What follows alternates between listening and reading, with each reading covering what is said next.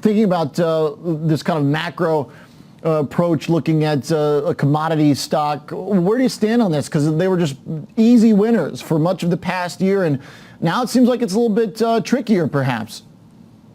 Right, and that's mainly because of the firmness, and I would say temporary firmness, most likely, in the dollar. So looking at copper, copper's 10% off its highs from May, and FCX is 20% off. So we've seen a bigger pullback there after this stock, like you said, is way up. It's up 600% since its 2020 lows. Right now it stands 20% off its recent highs, but it still did not get near its highs that we saw in 2008, 2010 of $60, even though copper made an all-time record. So I still see there's a lot more upside, and I like the sideways, which we're looking for rejuvenation possibly, gathering energy once again. The sideways action in the charts between 25, which was the breakout here in January, and 45, and it's held that 35 support level.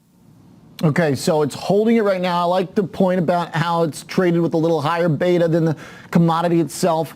So, Alan, you're looking for some support around 35 bucks, and are you doing it through call buying? You going in the money and going the usual Nuckman route?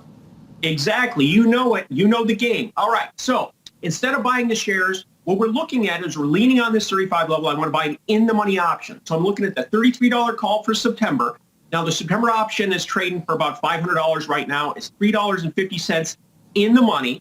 So the expiration break-even's $1.50 higher. Looking for the catalyst here, seeing some money flow come back in. And again, I'm looking at this as another rotation play. Again, this was one of the hottest stocks. Now it's not. And you're seeing money that comes out of hot stocks go into sectors and stocks that have taken a pause, and that's exactly the game here.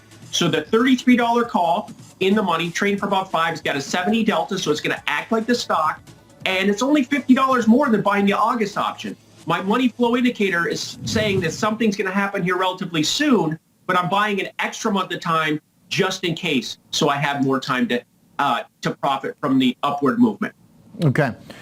So you're looking at capturing almost the entirety, basically, of the move higher here, and the game plan, Alan, at a certain point. I mean, when we get to highs, you back out of this thing, or is this looking for a breakout in addition to a return to the highs?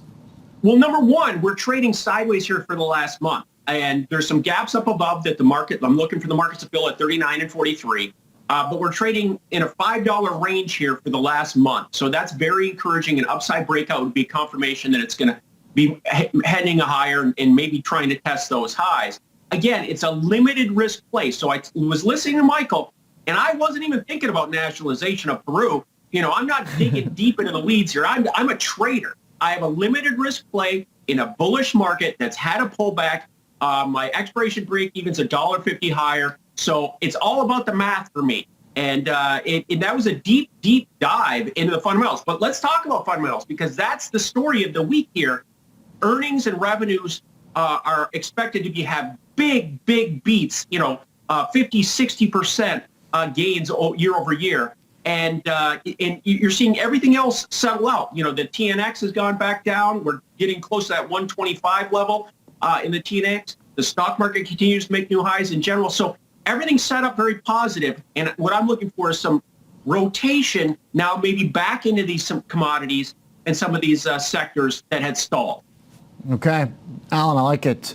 Looking at a little reflation of that cyclical trade that hit the wall by getting long Freeport MCMORAN.